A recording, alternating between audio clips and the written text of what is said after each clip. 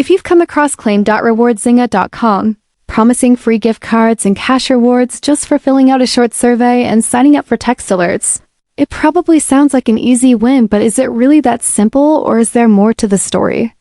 On the surface, the offer seems tempting, but when we looked closer, a few red flags started to pop up. The site's domain was only registered in 2024, making it relatively new for a platform asking people to share personal information. There's no About Us page, no company name, and no details about who's running the operation, which makes it hard to trust. In addition, clicking through often sends users to completely different websites, raising questions about the real purpose of the survey. The promise of $1,000 rewards for answering a few questions feels extremely generous, almost too good to be true. And without any proof of real winners or payouts, it's hard to take seriously. We also couldn't find a single verified review on Trustpilot or other credible sources, which is unusual for a supposedly popular rewards platform.